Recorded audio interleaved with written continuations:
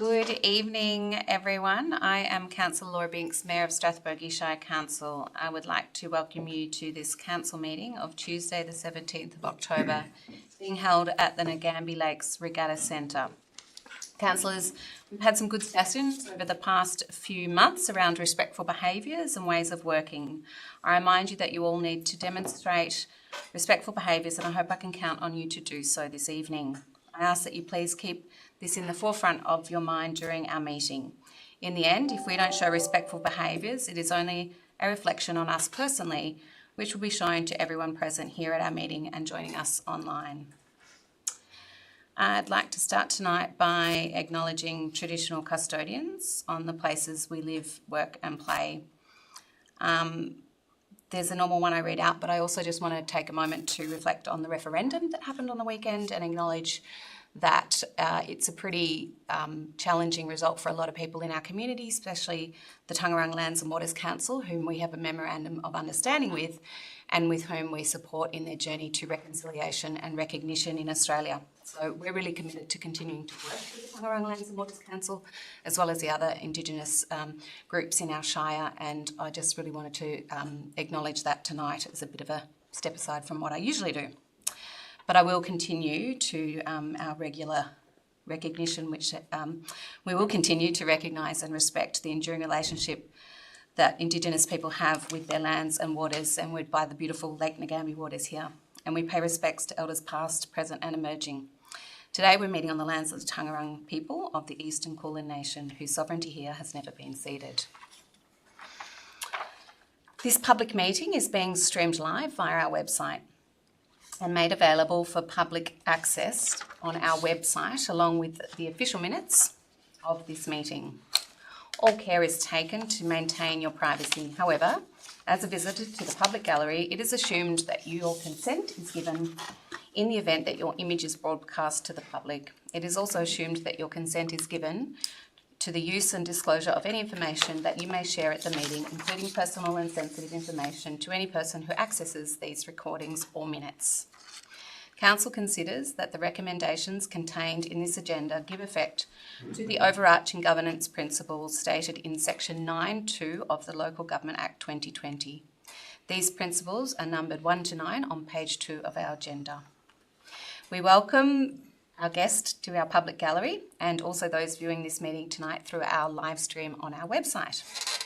This meeting is being held in accordance with Strathbogie Shire's governance rules. If we have technical difficulties during today's meeting, which means we are unable to stream the proceedings to the public, we will continue the meeting given that the public gallery is open. Voting by councillors at tonight's meeting will be held by a show of hands. If a councillor or an officer has a conflict of interest in a matter, they'll be asked to leave the meeting and no discussion on the matter will commence until we are sure they have done so. The person will then be contacted to rejoin the meeting after the matter has been considered and the vote is concluded. CEO Solomon, are there any apologies for tonight's meeting? Thank you, Mayor, and through you. We have an apology from Amanda Tingay, the Acting Director of People and Governance. Thank you. Thank you, CEO. Councillors and officers, are there any disclosures of conflicts of interest to be made under Rule 94 of our Governance Rules and Division 2 of the Local Government Act 2020? Councillor Murray? Mayor, I considered the matter of 11.3.1 on tonight's agenda, which is a tender of drainage works in an area of Euroa. I have a relative who has a house in that vicinity. However, I consider this is not, as this is a matter which is about the tender for the works and not a decision about whether or not it ought to be done, I consider that I don't have a conflict of interest, in fact. Thank you, Councillor Murray. If there's no further conflicts of interest, councillors, the minutes and decisions of the ordinary council meeting held on the 19th of September 2023 require confirmation. Can I please have a motion, please? Councillor Murray. Thank you, Mayor. I'd like to move the motion as listed on page 3 of the minutes and decisions of Tuesday, September the 19th, 23 be confirmed. Thank you, Councillor Murray. Is there a second? Councillor Rayburn. Thank you, Councillor Rayburn. Can I see a show of hands? All those in favour, please. And against? And carried. Thank you, councillors. CEO Solomon, are there any petitions to be tabled at tonight's meeting? Thank you, and through you, Mayor, no, there are no petitions for this evening. Thank you, CEO. Councillors, would you like to make any reports? Yes, Councillor Haysberg. Tonight, I also want to speak about Australia's decision to vote down the Indigenous voice to Parliament. My heart is sad, especially for the First Nations people who live in our Shire. I'm profoundly disappointed. I am ashamed. The referendum has shown a level of racism and ignorance that must be addressed by political leaders at all levels. Historically and in modern Australia, Aboriginal and Torres Strait Islander people have endured dispossession, discrimination, marginalisation and human rights violations. I was speaking to a friend who's a First Nations person who lives in our Shire today, and he told me that he recently attended his friend's 50th birthday in Melbourne, and that was just first-hand experience that he was just so elated that his friend had made it to 50 years old. And for us, that's considered young. Almost half of all Indigenous people have at least one chronic disease, and there are disparities across education, housing and employment and income. Tonight I don't want to run through the list of unacceptable facts, but I just want to say that I will continue to support the Uluru Statement from the Heart that asks for voice, truth and treaty. And this council made a statement that it also supports the Uluru Statement from the Heart, and it will continue to do so. All that we were actually asked to do on the weekend was listen. And I feel that as a nation we haven't done that. That's all I wanted to say. Thanks. Thanks, Councillor Haysberg. Would any other councillor like to make a report? Councillor Murray. Thank you, Mayor. I'd like to report on 4 events that I attended in the last month, starting with the Goulburn Valley Board meeting I attended on September the 21st. And I thank Goulburn Valley Board personnel for their continued efforts to run a great library service across our Shire and to assist us in doing that. I also attended the Show and Shine in Uriah, which was on October the 1st. It was a great event this year. Beautiful day and lots of people there, and it was a great economic benefit, I believe, to our Shire, and I'm sure that they're pretty pleased with the number of attendees during that day. I also attended the Foreshore Nagambie walk opening, and I'm sure the Mayor will talk about that, but I particularly want to thank her for all her efforts on that day, because it was a terrific event and well attended, and she'll speak no doubt more about that. Citizenship ceremony, I just wanted to refer to that. We had an important citizenship ceremony on October the 10th. There were lots of people there, and they're always an exciting time for our new citizens, and it's a pleasure to be there to assist the Mayor in that event. And I also attended an event at the Uriah Museum on October the 11th, and a meeting at Avenel Active, and I thank all those volunteers for all their hard work across the Shire in keeping our Shire running. Thank you. Thank you, Councillor Murray. Councillor Rayburn. Thank you, Mayor. I'd just like to report that I went to Cupboard House last Wednesday morning to have to the Senior Citizens Awards for Victoria, where one of our local residents received a Senior Citizens accolade for 30 odd years of giving to our community. It was Robbie Ray from Valetown, who hasn't been very well. She's been through a bit of, I'll say, shit lately, and she's coming out the other side of it, which is great. So it was a lovely day down there, and as Councillor Murray, there was a number of other things I've been to this month, but that's all I'll say. Thank you, Councillor Murray. Councillor Dickinson, yes. Yeah, just supporting Councillor Murray's remarks about the foreshore walk. We're sitting in this building now, and I look out and there's the foreshore walk right in front of my eyes. What an asset to this Shire it is. 1.6 kilometres of walkway. What a bonus. I I think it's taken about 20 years to get there, but it's here now.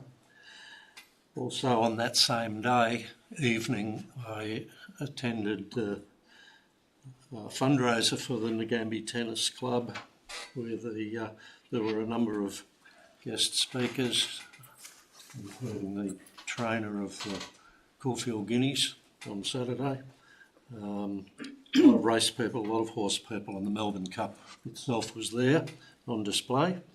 So the funds raised that night were for the tennis club, which is struggling at the moment in Ngambie, but there was quite a few people I noticed signing up to it, so that was good.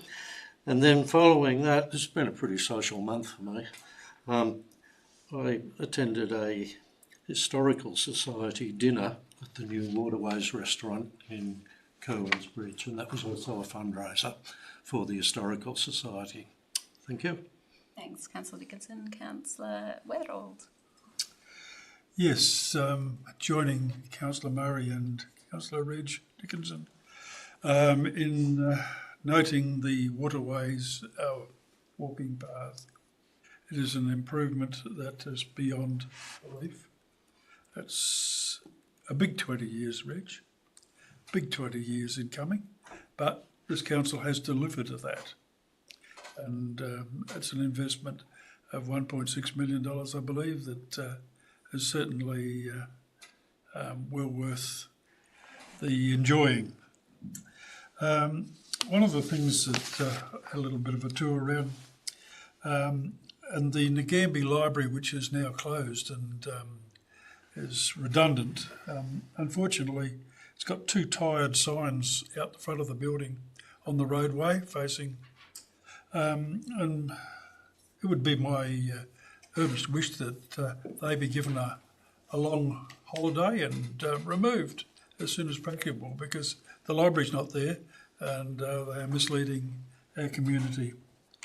The second rather disappointing thing that I have to report was I went to the Ngambie toilets block in the main street, and they're dark. They're not dirty. They're dark and dingy, so badly lit that the 1950s fluoros, which are on all day, are so full of bugs that are at least 50 years old.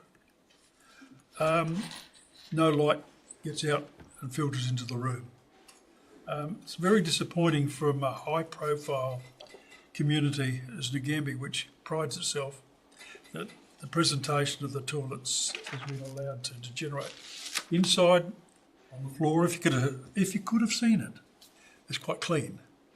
But certainly above head height, there is an opportunity to change a few things. Then I returned to Euroa and I became very confused. I welcome the streetscape in Euroa being completed. But I stood in front of the pair of bins there, and they haven't got any names on them. And I did have two items, one to recycle and one to put in waste. No names on either, so I had to put them both in my pocket and go home. Couldn't put them in those bins because somebody failed to name the bins and give us the guidance that the public needs to be able to recycle its waste efficiently. So perhaps I'm being tongue-in-cheek, but the point being is the streetscape in Euroa does look good, and that little finishing touch, I would believe, would be appreciated. Thanks, Councillor Weatherald. So from myself, there's I actually learnt to swim with Robbie Ray. She's been an incredible community member in Violet Town, and pass on my congratulations to her with her recent award.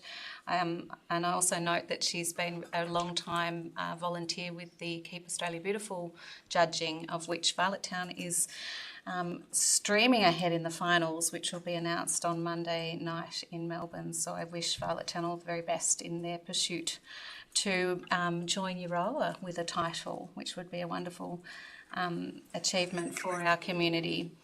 As the councillors have mentioned, we did launch the Foreshore Walk, and just to correct you, Robin, it was 1.6 kilometres, was about 3.5 or even more in 3.8 million in funding that went into that. So it was a really significant... $1 or two here or there. Yeah, it was a really significant investment in our shire, that being contributed by the state government, the federal government, and of course Strathbogie Shire Council. So a really great collaboration, and I think we saw that on the opening event with all parties coming together to celebrate that opening. It's a really unique, I guess, landmark for this part of the shire. And between briefings this afternoon and tonight's meeting, Councillor Hayes Burke and I had a lovely walk along there in the sunshine and speaking to the local users who were using it, who just are so thrilled with it. It's got, it feels safe and stable and somehow just disappears into the landscape, which is a really lovely thing. So really excited to see that open, and really want to thank the huge effort put in by our team, particularly Indica and Bruce, who did an amazing job to ensure that it all came about amongst flood and all sorts of other cost escalations, all sorts of things that possibly hadn't been anticipated. But it was such a great project, and I know that the department were really thrilled with the working relationship that they've developed with Strathbogie Shire Council staff. So big shout out to everyone involved. At the Foreshore Walk, I mentioned that we have our active and connected cycling and water strategy, which is up on at the moment for some community feedback. We've been visiting the local markets, and I know we're going to be coming to Nagambie soon. The aim of this is to guide cycling and walking infrastructure in the future, as well as direct maintenance efforts to improve already existing cycling and walking routes. We believe connecting these points of community interest through sidewalk infrastructure would present a great benefit to the community through safer and more available options for transport. So we've already been to Avenel and Violet Town markets over the past couple of weekends. We'll be in Euroa this Saturday and Nagambie next week to seek your feedback. We're looking for information from the community about how often they walk or cycle, barriers to walking and cycling, and also where there are areas for improvement. So places where the footpath may need to be extended, or access with a pram is challenging, those kind of, that local knowledge that helps us develop a way better connected system for everyone. If you jump onto our website, www.share.strathbogie.vic.gov.au, you'll find a link to that particular item, and there's lots up there at the moment. The one that's been getting a hell of a lot of traffic is the Great Magpie Naming Competition. Tom, you might like to think of a name for the magpie. There's lots of suggestions to name the magpie up there. We've also you can visit the survey station as well around towns to suggest a name or vote on one that's already been suggested. And the winner will be announced at the Euroa show on October the 28th. A reminder that we're running a workshop to plan some wild and wonderful advocacy efforts to secure funding to upgrade Kerwin's Bridge on October the 23rd, so Monday night. To register your interest, head to the Share Strathbogie website. And I just want to give a massive shout out to the Kerwin's Bridge Community Panel for their work that helped us develop these options for a sustainable future for the bridge. And without their dedicated effort, we wouldn't be at this stage. So really thank them for their passion and commitment to helping council find a solution to this bridge. Now we need to find a solution to fund it, and that's what we're asking community support for. So that's, a big effort working with, all sorts of different thinking and ideas. We know we're not in an election cycle. We really need to think outside the box of how we might be able to attract funding from both the Victorian and the federal government. I was really proud to welcome 10 new Australian citizens to Strathbogie Shire at our ceremony, which was held last week in the council, was held in the community cinema in Euroa. There was lots of people. It was a really joyous affair. We had 10 conferees from the United Kingdom, Macau, Iran, Thailand, India, Philippines, Sweden and Russia formally pledged their commitment to Australia in front of their family and friends. Finally, I would like to advise our community that at the request of the Taungurung Lands and Waters Council, we'll be flying our 3 First Nations flags, so the Aboriginal flag, the Torres Strait Islander flag and the Taungurung flags at half-mast until Monday the 23rd of October. CEO Solomon, Do we have any questions from the public this evening? Thank you, Mayor. Yes, there are 5 submitters of questions for tonight's meeting. Our first questions are from Des Mason of Curwins Bridge, who is not in attendance at tonight's meeting. Des asks, can the CEO, who stated in the local paper to be truly transparent, please, advise the estimated cost to date the Weir Road debacle has cost ratepayers, and how much more is to be expected?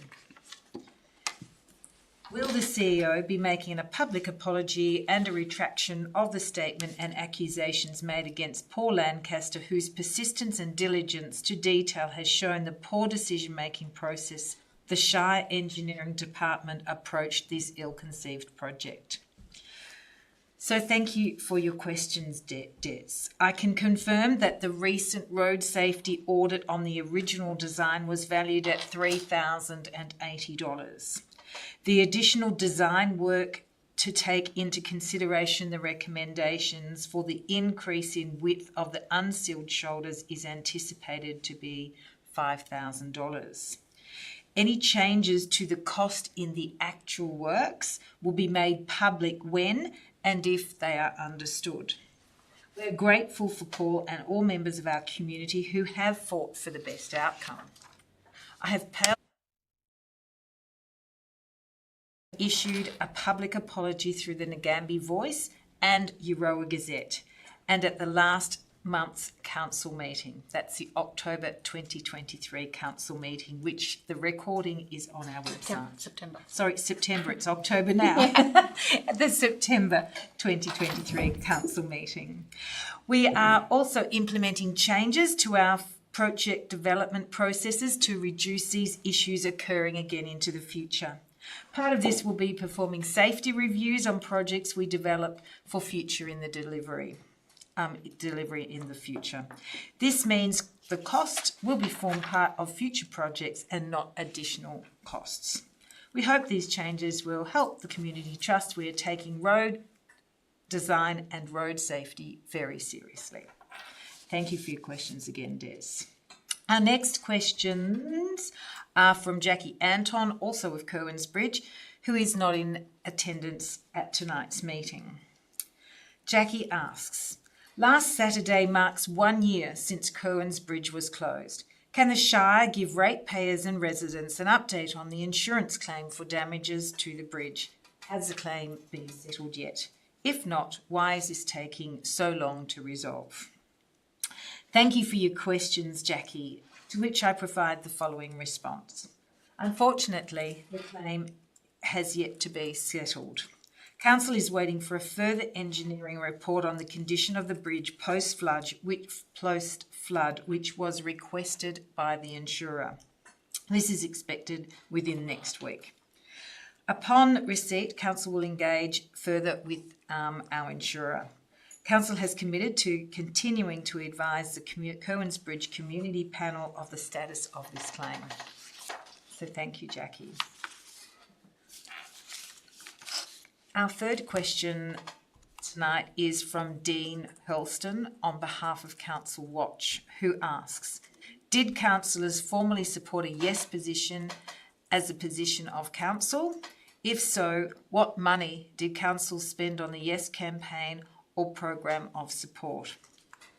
In response to your questions, and thank you for them, Mr. Hurlston, I advise Council did not have a formal position on this important matter, and as such, no costs were incurred. Our fourth question is from Marie Finlay of Nagambie, who is in attendance at tonight's meeting, and has asked that her question be read on her behalf. So, Marie, thank you for your question. At what stage of the permit process is the MacKillop Early Learning Centre, Church Street, Nagambie, at, and are there any concerns or issues with this development? What is the time frame for the next stages of the process, as the community desperately needs this resource for the children's education now? So thank you, Marie, again, and in response, to your first question, planning officers are currently seeking a peer review of the applicant's traffic report before making a recommendation on the application. Officers have concerns that the proposal does not make provision for on-site car parking and are concerned that this could lead to traffic issues in Church Street. And in response to your second question, officers hope to receive the peer review by the end of October and will make a final recommendation of the application from there.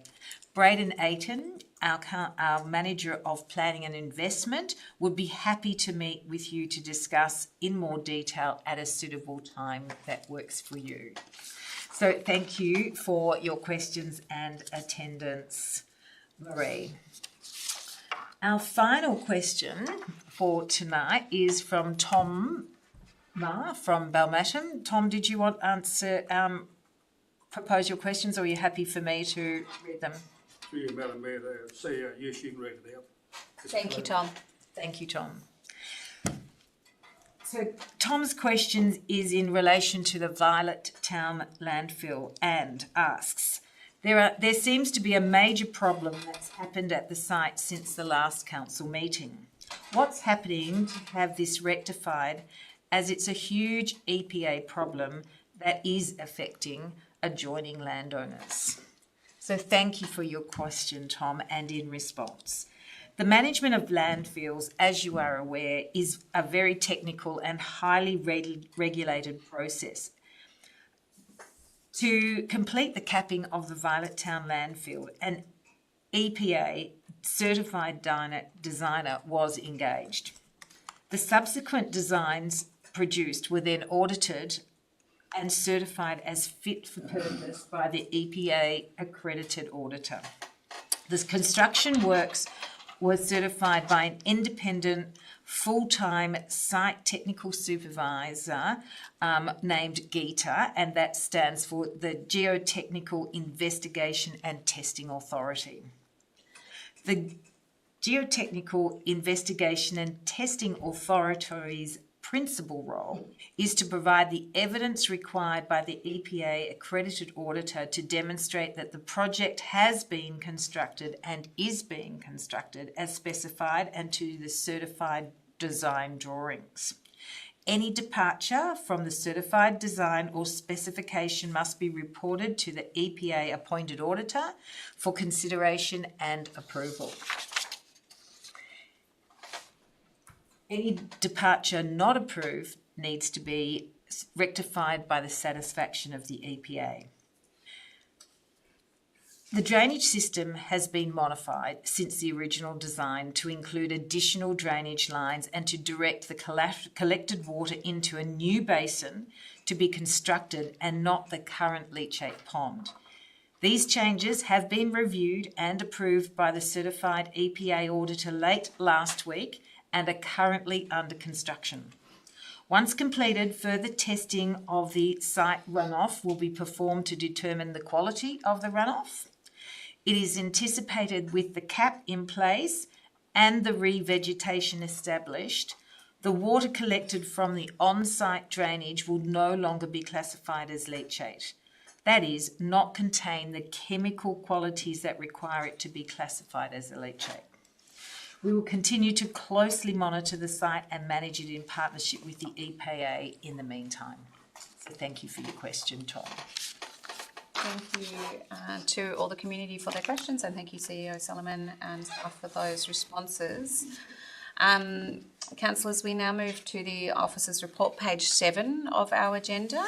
Our first item on tonight's agenda is item 11.1.1.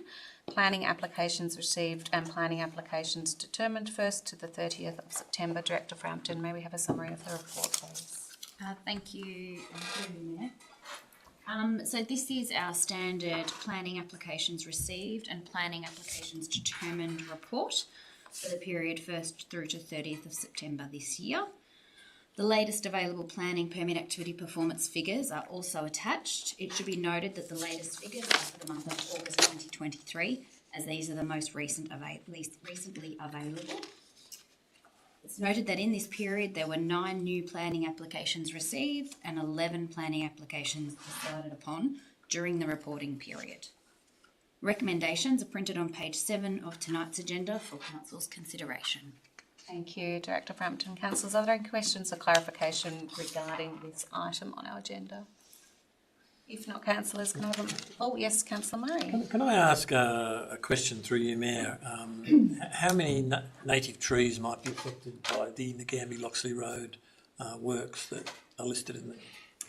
Our planning officers have actually just received that application, Paul, and are actually working through all the details. So rather than me giving you a figure this evening, I will actually defer that to them to then come back and provide you with a response. I just want to make sure it's accurate because obviously I have not seen the planning application that has been lodged as yet either. So, Thank you. Thank you, Director Frampton. Are there any further questions or clarification? If not, councillors, can I have a motion, please, and can you state what your motion is? Councillor Dickinson. Second. Sorry, did you want to say something? Seconded it. He seconded it, but he, sorry. he needs to state what his motion is before you second it, mate. I'd like to move the motion as listed on page 7. Thank you, Councillor Dickinson, and you're going to second it, Councillor Weatherall? After due consideration, I will. Thank you, Councillor Weatherall. Would you like to speak to the motion? No. Would you like to speak to the motion, Councillor Weatherall? Any councillor like to speak to the motion? If not, councillors, can I see a show of hands for all those in favour, please? Against, and declare that carried. Thank you, councillors. Now move to page 9 of the agenda, item 11.2.1. Advocacy support, unlocking regional housing bill. Director Frampton, may we have a summary of this report, please? thank you, and through you, Mayor. Since the pandemic, there's been an influx of people moving out of major cities and relocating to towns in the regions, creating a significant housing shortage. Dr. Helen Haynes, MP, Independent Federal Member for Indi, has written to Council calling on our support to advocate to the Australian Federal Government in support of the Unlocking Regional Housing Bill 2023, which looks to address the housing crisis in regional, rural and remote area.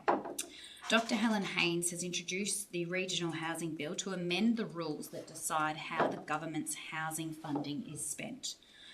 The bill would amend the rules to the National Housing Finance Investment Corporation Act in a number of ways that are listed in your report. The report recommends Council send a letter of support to the Prime Minister, the Honourable Anthony Albanese, and Minister for Housing, Julie Collins, lending support for the Unlocking Regional Housing Bill 2023, introduced to Parliament on the 11th of September 2023. A recommendation is printed on page 9 for Council's consideration. Thank you, Director Frampton. Councillors, are there any questions of clarification regarding this item? If not, councillors, can I have a motion, please, and can you state what your motion is? Councillor Weatherall. Yes, I'd like to move the recommendation, but I would like to change the word and strike out the word note and replace it with endorse the report. Certainly. Items 1 and 2. On page 9 of the agenda. Yes, please. Thank you, Councillor Weatherall. Do I have a seconder for the motion? Councillor Haysberg. Would you like to speak to the motion, Councillor Weatherall? This initiative by the member for Indi is welcome. I think that we should do better than note a significant document in recognition of her work in this area, because if, as a result of her work, we get better Commonwealth funding, the whole community will benefit. Thank you, Councillor. So we need to encourage the member for Indi in this endeavour. Thank you, Councillor Weatherall. Councillor Haysberg, would you like to speak to the motion? Thanks, Mayor. I'd also like to congratulate the member for Indi in taking this initiative, and also thank the Mayor for working with the member of Indi on various panels to get the best outcome for the regions. So thanks for that. Councillor Haysberg, would any other councillor like to speak to this item? Councillor Murray. Yes, thank you, Mayor. I'd just like to also thank Dr. Helen Haynes for her advocacy here. I think the idea that we should lock in a portion of the funding to rural and regional remote Australia is important. They're talking about 30% being locked in, and I think that's equitable and strikes a balance there. We do have some concerns in our shire and neighbouring shires indeed about housing and the need for some affordable housing. So I recommend this motion to my fellow councillors. Thanks, Councillor Murray. If no one else would like to speak, I will put the motion to a vote. Can I see a show of hands for all those in favour, please? Against, and declare that carried. Thank you, councillors. I move to page 16 of the agenda, item 11.2.2, community funding model, event grant applications received. Director Frampton, may we have a summary, please? Thank you, and through you, Mayor. Council has a strong history of supporting and delivering events across the Shire. This is demonstrated by an investment in events through Council's event grant.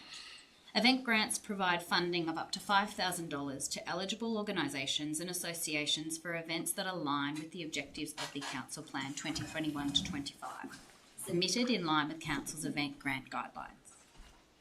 Council has received 2 event grant applications for Council's consideration. The first being Nagambie Lakes Tourism and Commerce Incorporated, which trade as Go Nagambie, to create a temporary campground at the Nagambie Regatta Centre to support accommodation for the Comedy in the Vines event, which is to be held from the 10th to the 13th of November 2020. The event will be a major event for the region and is actually, I would like to make a correction to the figure that is listed in your executive summary. So it's not attracting 1,000 visitors to the region. In fact, it's likely to attract closer to 3,500, which is consistent with the figure that's printed on page 18. So I do apologise for that typo error. The application is for Council to waiver the cost of Regatta Centre Peninsula hire fees and the electricity costs associated with running of the campground. This is estimated to be valued at $5,000. This is valued at $5,000. And the second application was received from the Euroa Citizens Band Incorporated to support the delivery of the Euroa Carols by Candlelight, which is scheduled for the 15th of December 2023. This is an annual event that attracts up to 300 attendees, and the application is for $1,300 to help cover the cost of printing, equipment hire and electronic candles for the event. Both events will result in several significant social and economic benefits to the Strathbogie Shire community, and they will be delivered in line with Council's events and regulatory processes and procedures. The current applications are of an acceptable standard and officers recommend them for funding. Recommendations are printed on pages 16 and 17 of tonight's agenda for Council's consideration. Thank you, Director Frampton. Councillors, are there any questions of clarification regarding this item? Councillor Murray? So just a question through you, Mayor. I understand this grant application is for the accommodation part of the event. The event is the Comedy in the Vines thing, and that's a sort of a separate thing. Is that the way we're managing this? Yes, it is. So I think the provision of accommodation is really part of being able to offer an event suite. Thank you, Councillor Murray. Are there any further questions or clarification regarding this item? If not, councillors, can I have a motion, please? And can you state what your motion is? Councillor Haysbert? Can I please move the motion on page 16 and 17 of the agenda? Thank you, Councillor Haysbert. As a seconder for the motion, Councillor Dickinson. Would you like to speak to the motion, Councillor Haysbert? Just to say these are 2 fabulous initiatives that I think will be really valuable for residents and visitors to our region. So I'm happy to support those. Thanks, Councillor Haysbert. Councillor Dickinson, would you like to speak to the item? Just to endorse those remarks, and the Nagambie event is the first one for the region, and going on what's been lost in the last 12 months through floods. It should be a boost to the economy, and the Euroa event is terrific because it's a Christmas event, so there's a bit of cheer in both of those, which we could do with. Thanks, Councillor Dickinson. Would any other councillor like to speak to this item? Councillor Murray? Yes, I'd like to speak to this item. I'm happy to support this particular motion that's being moved on the basis that in the first instance this support is for accommodation here at the Regatta Centre and a waiver of our fees and so on associated with that. I do believe that the accommodation, providing the accommodation here will give access on the new walk through the town, and so I do believe there is a link between this accommodation and some economic benefit for the town of Nagambie. And I think it's quite suitable to support the region after the floods last year left such damage to the accommodation offerings within this community, which is so much less. So I'm happy to support both of that, and of course the Carols by Candlelight by the Citizens Band in Euroa. I'm happy to support that too. Thanks, Councillor Murray. Councillors, if no further councillor wishes to speak to the motion, I'll put it to the vote. Can I see a show of hands? All those in favour, please. And against, and declare that carried. Thank you, councillors. We move to page 23 of the agenda this evening, item 11.3.1, tender for contract number 23-24-16, drainage, reconstruction works, Burns Avenue, Aitkins Avenue, Anderson Street and White Street, Euroa. Director Ruff, may we have a summary of the report, please? Thank you, Mayor. This project's been on the books for some time as part of our improvements to the drainage system. It's been through a competitive process, and the recommended award of contract is within the budget that's been allocated. Thank you. Recommendations there for you. Thank you, Director Ruff. Councillors, are there any questions or clarification relating to this item on the agenda tonight for Director Ruff? If not, councillors, can I have a motion, please? And can you state what your motion is? Councillor Haysbert. Please move the motion on page 23 of the agenda. Thank you, Councillor Haysbert. Do I have a seconder for the motion? Councillor Weatherall. Thank you, Councillor Weatherall. Would you like to speak to the motion, Councillor Haysbert? Just to say, I know there'll be some happy residents with this drainage solution. Drainage is part of council's core business, and we know that it needs some work, but we're doing our best to address the infrastructure, especially in light of, I guess, flooding and climate change. We know there's a lot of work to do in drainage. So I would recommend this to my fellow councillors. Thank you, Councillor Haysbert. Councillor Weatherall, would you like to speak to the motion? Yes, I would endorse Councillor Sally Haysbert's comments. I note the days when her father was a councillor, this was a fairly hot topic. It filled the Shire Hall in Euroa with very irate residents back, and almost had the mayor at that time thrown out of town, and that was the Honourable John Stringer. That created an enormous amount of heartache and disruption to the community. It's great to see this now happening. It's taken a long time, but it will be welcome because there is serious drainage problems in and around the White Street area, and lots of properties do get impacted very adversely. So God bless the council for a lot of very good work here, bringing this to fruition, and there's not a rioter in the house. Thank you, Councillor Weatherall. Would any other councillor like to speak to the item? There's not a riot. If not, councillors, I'll put the motion to a vote. Can I see a show of hands for all those in favour, please? Against? And I declare that carried. Thank you, councillors. Moving on to page 30 of tonight's agenda, item 11.3.2, tender for contract number 2324-11, detailed design of the Arboretum link, including a pedestrian bridge over Castle Creek, Euroa. Director Ruff, may we have a summary of the report? Thank you, Mayor. Another project that's been under discussion for some time. So the bike and walking path strategy identified a gap in our path network between Euroa Township and the Arboretum. So following discussions with the Catchment Management Authority and a native vegetation study, it's been recommended that the route takes Stewart Street, Simpsons Lane and Golf Course Road in order to avoid the impacts to native vegetation, and it will connect proposed new residential development with the Arboretum and the golf course.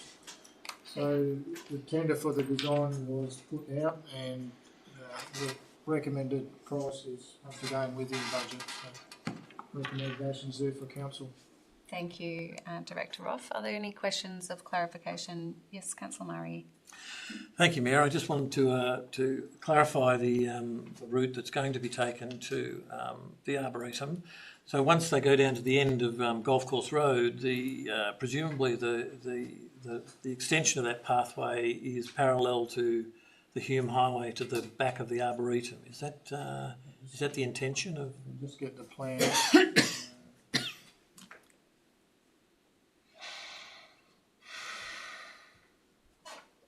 So through you, Mayor, when it comes from Simpsons Lane, it then goes along Golf Course Road, which is not quite parallel with your old main road. No, which is a dead end and runs into the highway. Does it then turn right along the highway there to the back of the Arboretum? I'll have to get further detail. The diagram I've got doesn't quite go that far. No, it doesn't. So I'll come back to you on that. Thank you, Councillor Murray. Do you have a question or clarification, Councillor Weatherall? I would have liked to have seen a little map of this particular There exercise. is one left. There was an attachment in the, I think Councillor Haysberg is assisting you with the, Just a point of clarification, the map is incomplete in the sense that it does not show the completed link to the Arboretum. Is that correct? My apology, that's the case. I'll follow that up tomorrow.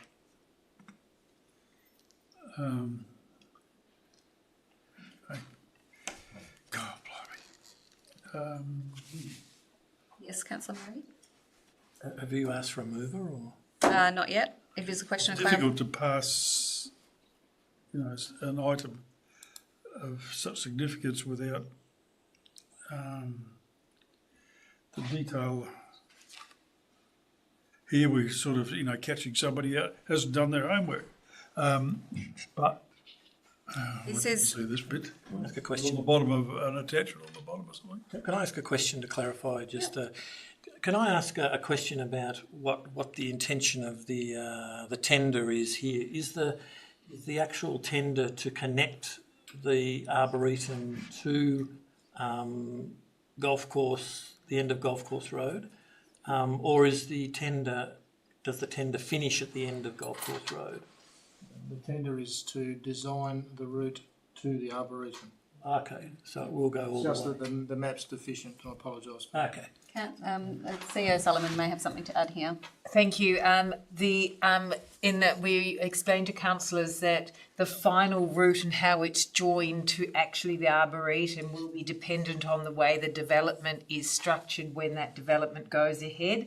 So this provides council with a design-ready pathway to proceed. Once that development proceeds, we'll be able to work with the developer to join the final connection. It was because we had to take that quite significant detour of sorts because of the Euroa guinea flower that is a highly endangered or a vulnerable plant, and we had to preserve the integrity of the landscape, so it had to take that detour. So until such time the development proceeds, we're unable to give the final link. So it takes it up to the edge of the development, as you can see in that diagram, and then that's as far as we can go.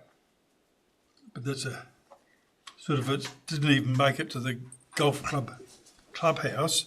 There's another 400 metres to the freeway back there, and then it's going to link up with the, so there's a considerable area of land that is going to cross. All I can say is that I will vote for this, but it's with the reservation that perhaps it shouldn't, we shouldn't quite be asked to be voting on things that are not properly and fully disclosed.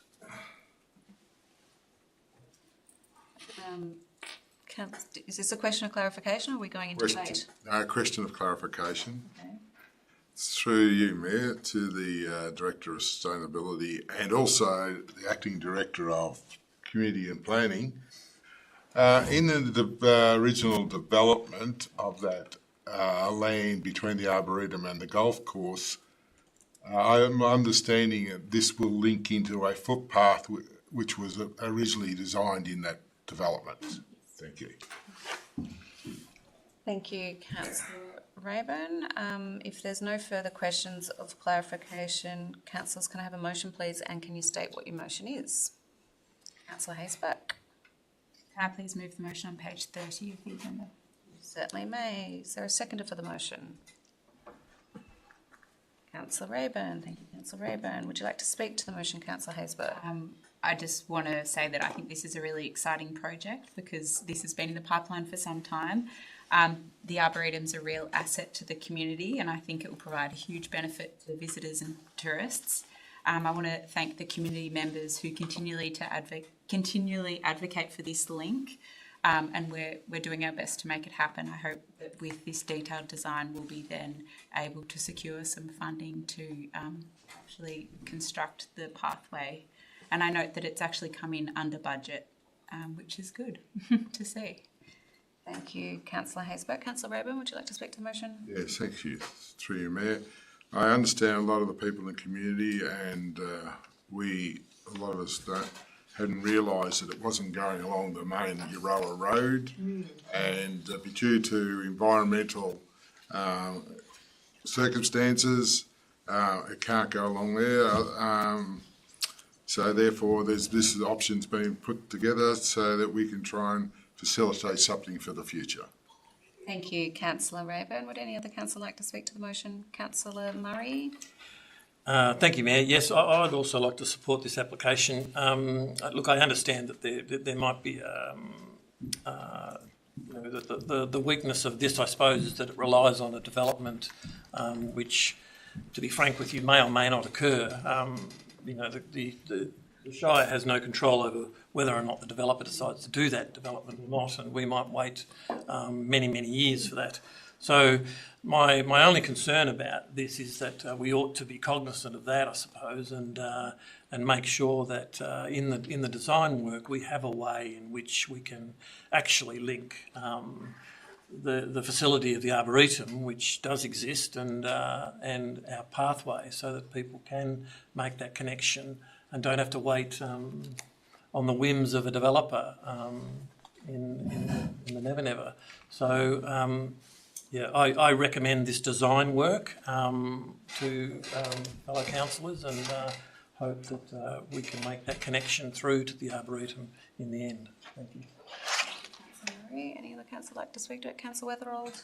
I think I would endorse what Sally said, because I know for a fact that this has been, a good 15 or 20 years getting up to this stage, and I congratulate those people who have been successful in coming up with a compromise design that is quite a significant departure from anything that was thought possible. I think that the comments made by Councillor Murray are far more significant. The area from the back of the golf club where the dam meets the freeway and goes close to adjoining the Arboretum from the back corner is an interesting piece of ground that can be quite wet and swampy.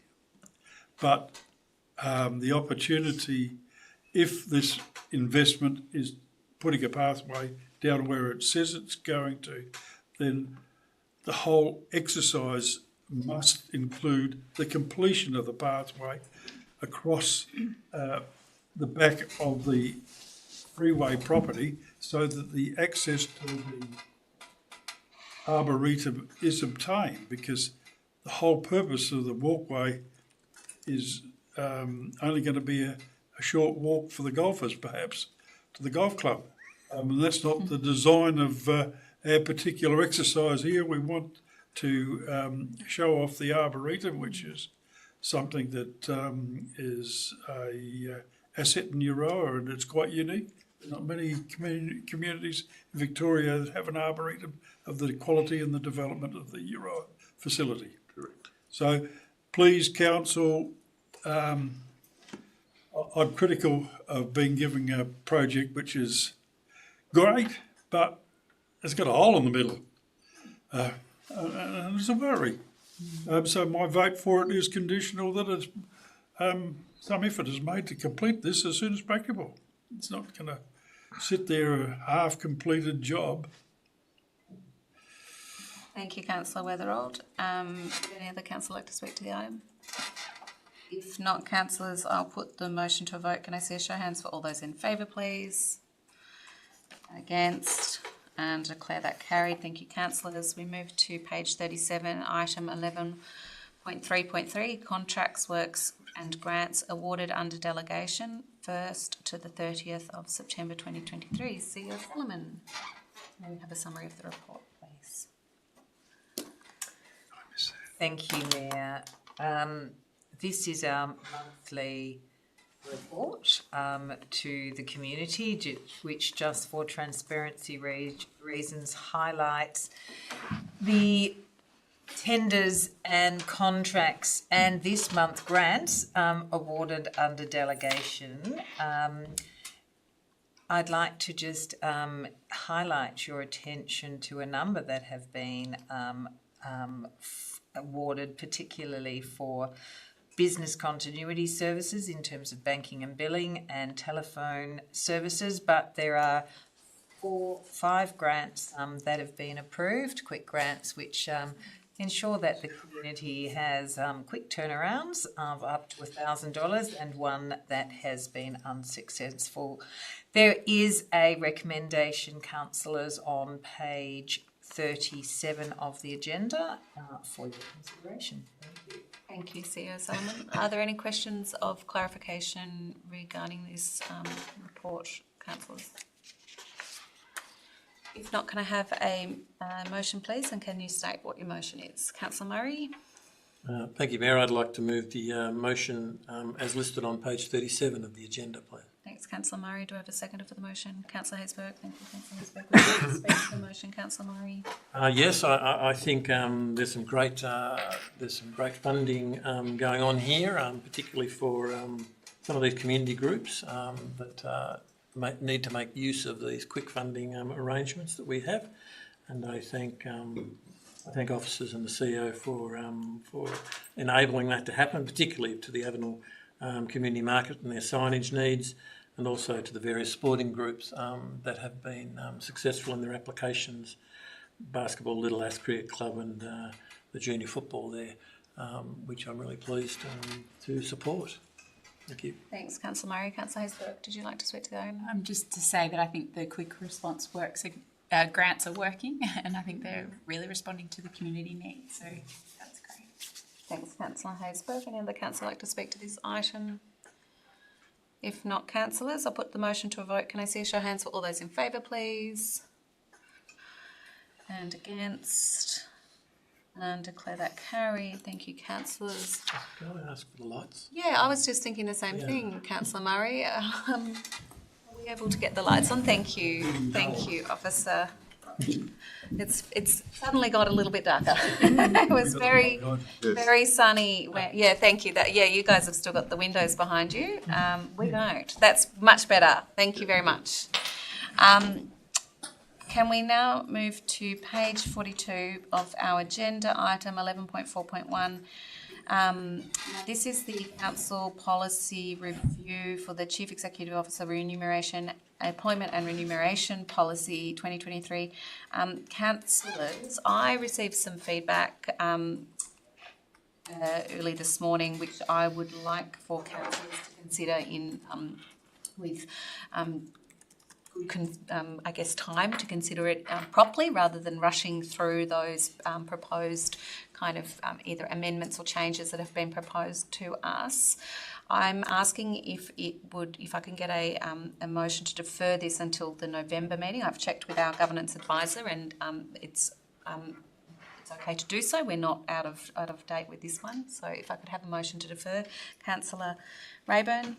Yes, Mayor, and through you, Mayor, I'd like to defer item 11.4.1, Councillor Policy Review of the CEO's Chief Executive Officer's Employment and Remuneration Policy. Until the November. Until the November meeting, thank you. Thank you, Councillor Rayburn. Councillor Murray, you happy to second that? And can I get a show of hands for all those in favour? And against, and that motion, or that item has been deferred. I now move to page, sorry, I'm just writing on my notes here. Page 47 of the agenda, item 11.4.2, Council Policy Review, Draft Rates Payment and Collection Policies, Acting Director Hiker. Sorry, I don't know your last name yet. Money. Thank you. May we have a summary of the report, please? Thank you, and through you, Mayor. The policy has been reviewed after the Local Government Legislation Amendment Rating and Others Matters Act 2022 came into effect on the 1st of July 2022 and now includes references to this new act, and changes include references to the ministerial authority to issue guidance to Council on how to manage rate payers who are experiencing financial hardship. It also includes reference to empowering the Minister to set the maximum interest rate applicable to unpaid rates and changes, and to a reference to Council's restricted use of unpaid rates and charges, and also reference to formalised payment plans as an alternative to the 4 installment system. Recommendations are printed on page 48 of tonight's agenda for Council's consideration. Thank you, Acting Director Manek. Councillors, are there any questions or clarification regarding this item on our agenda this evening? Councillor Weatherald. Yes, can I ask a question through the chair to the acting director? In the case of severe hardship,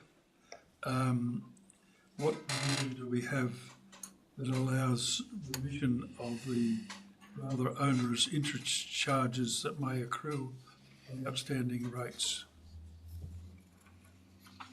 Thank you, Councillor Weatherald.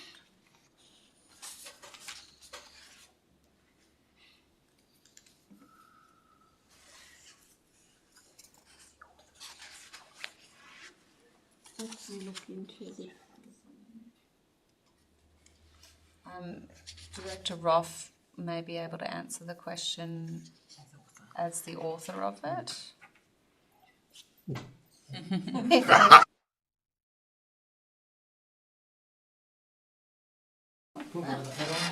Still not dark. We'll take it on notice. We'll come back to councillors with that information. Thank you, Councillor Weatherald. Are there any? Yes, Can I just state that there are significant hardship provisions. It's just that we don't have a list of exactly what they are with us. No, I understand, but I just asked, the officers are there. We're supposed to ask questions. No, fair enough. We'll come back to you with the hardship. That's okay. Thank you. Okay, councillors, if there's no further questions of clarification, can I have a motion, please, and can you state what your motion is? Councillor Murray. Thank you, Mayor. I'd like to move a motion incorporating a recommendation on page 48 of the agenda, please. Thank you, Councillor I second the motion. Murray. Councillor Weatherall. Thank you, Councillor Weatherall. Do you wish to speak to the motion, Councillor Murray? No, thank you. Any councillor wish to speak to this motion? If not, councillors, I'll put the motion to a vote. Can I see a show of hands? All those in favour, please. And against, and declare that carried. Thank you, councillors. We now move to page 53 of the agenda, item 11.4.3, Council Policy Review, Draft Rates Budgeting and Notice Issuing Policy, 2023. Acting Director Manet, may we have a summary of the report, please? Thank you, Mayor, and through you, following the recommendations of the Audit and Risk Committee, Council developed this new policy as a framework for the annual rate setting process, the subsequent issuing of notices, and also the internal process controls. Recommendations are printed on page 53 for Council's consideration. Thank you, Acting Director. Councillors, are there any questions or clarification regarding this item? Yes, Councillor Weatherald. Yes, does this authorise the stamping in vertical text of a welcome to country notification on the rate notice. Sorry. He wants to, councillor, so if I'm correct, councillor Weatherald is asking if this is relating to the acknowledgement of country on the rates notice, if this policy relates to that. No, it doesn't. It's separate. It doesn't. It doesn't not, relate. Not the authorisation that allows you to It work. doesn't relate to that. Fair enough. Ask the question. And any further questions or clarification? If not, councillors, can I have a summary, please? And can you state what your summary? Summary. Can I have a motion, please? And can you state what your motion is? Happy to move the motion, Councillor Murray? Yes. Thank you, Mayor. I'd like to move the motion, a motion which incorporates a recommendation on page 53 of our agenda. Thank you, Councillor Murray. Do I have a seconder? Councillor Rayburn. Thank you, Councillor Rayburn. Would you like to speak to the motion, Councillor Murray? It's a new budgeting notice issuing policy, and it's going to be advertised on our website. And I think the Audit and Risk Committee has decided that we need that sort of policy there. So I recommend it to my fellow councillors. Thank you, Councillor Murray. Councillor Rayburn, did you like to speak? Any other councillor like to speak to the item? Councillor Weatherall? Incentives or what? It's an area where the encouragement of persons to get their rate notices online is a fairly desirable and significant cost-cutting situation.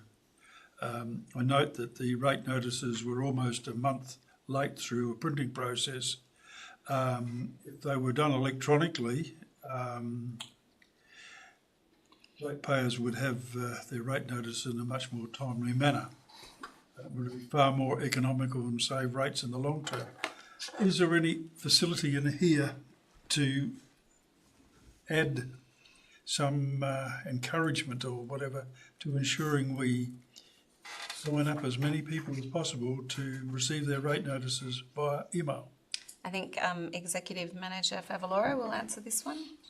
I can, and through you, Mayor, it's really simple for people to receive their rates notice via email. They just have to pop onto our website and there's a link to sign up. If they have any trouble in that, they can just give the girls on the front counter a call and they will be able to sign them up as well.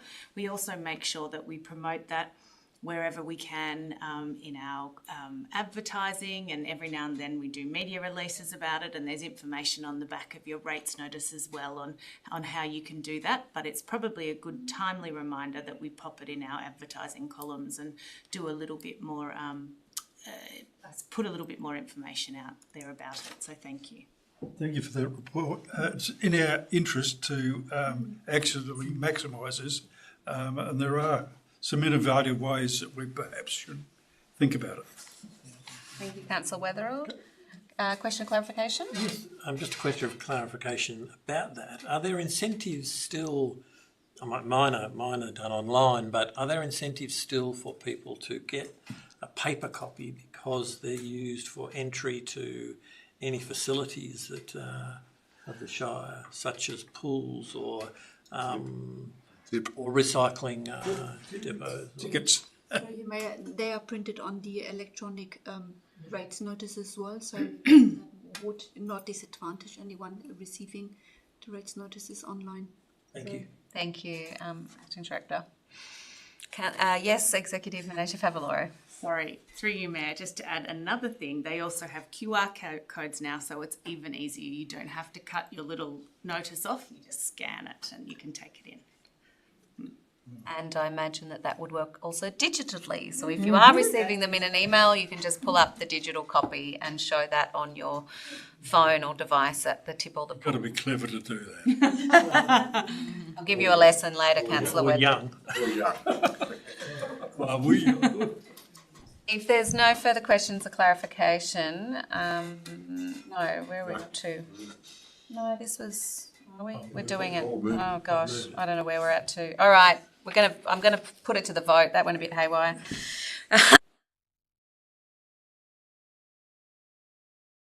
and against, and declare it carried. Thank you, councillors. Okay, we now move to page 57 of the agenda.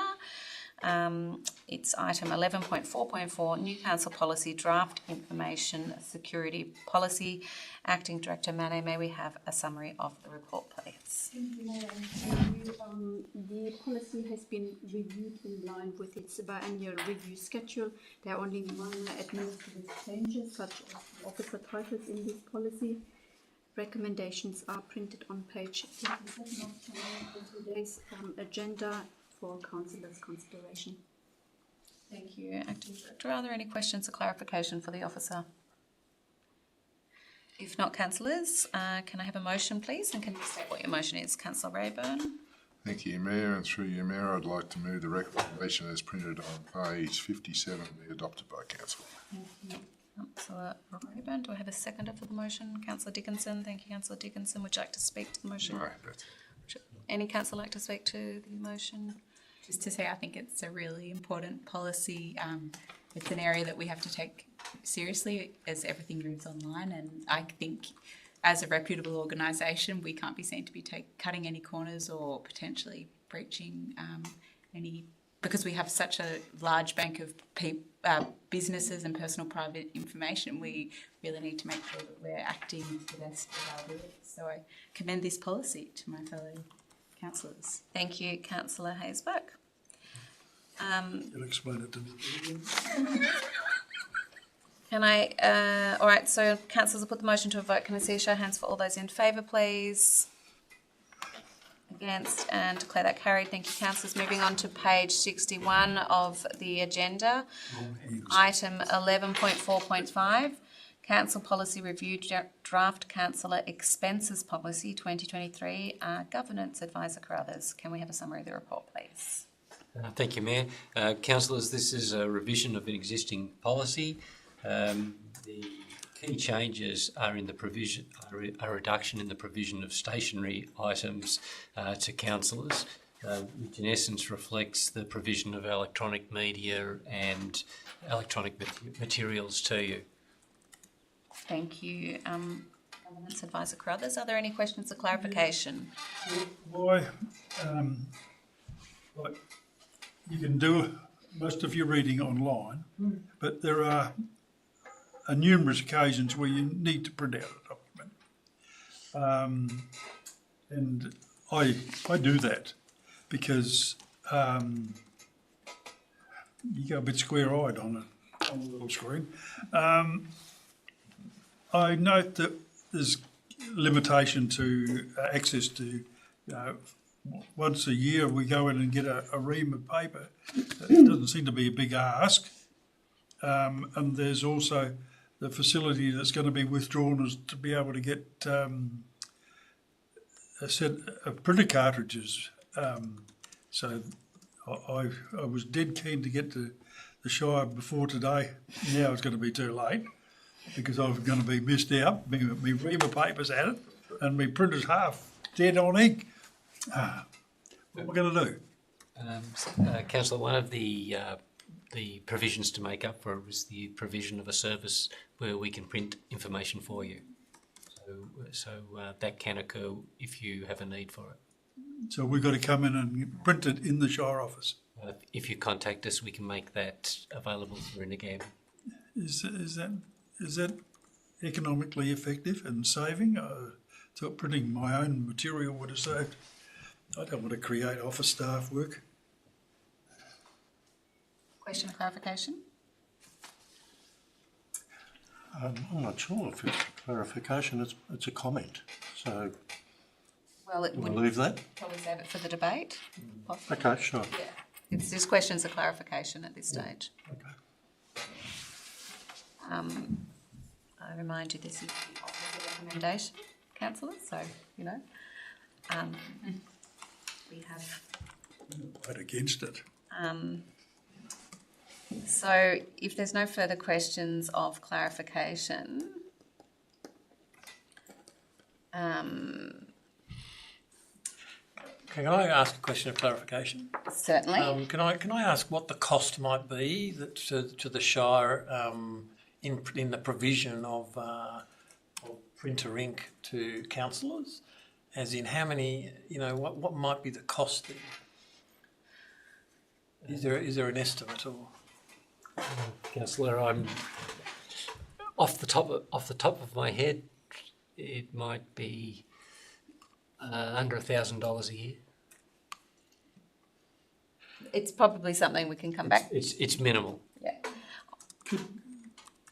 I can tell you that I was present at the Audit and Risk Committee meeting. Yeah, I was about that. Okay, would you like to speak to that? Just to clarify, the audit and risk, we looked at this, trying to understand exactly why were the idea of taking away the printer cartridges and the paper, and it's about the fact that a lot of council laws have printers which could be quite old, and it's very hard to get the cartridges for them. And it was this what we thought, and the audit and risk thought this was much more streamlined and a better way of operating council. That was the way I interpret it. As well as the aligning with our climate action plan, and encouraging more of the use of reducing our printing and knowing that we can have access to both the Euroa Civic Centre for Printing and the Nagambie Information Centre for Printing should the need arise. Through you, sir, also, I believe, through our computer systems, we can actually print to the printers at each of the Nagambie and walk in there and use our access cards to swipe the printer, and it automatically prints for you. We might need some training on that. But we can arrange that. So, okay, if there's no further questions of clarification, councillors, can I have a motion, please? And can you state what your motion is? Councillor Haysbert. Can I please move the motion on page 61 of the agenda, thanks? Certainly can. Do I have a seconder for the motion? Councillor Rayburn. Thank you, Councillor Rayburn. Would you like to speak to the motion, Councillor Haysbert?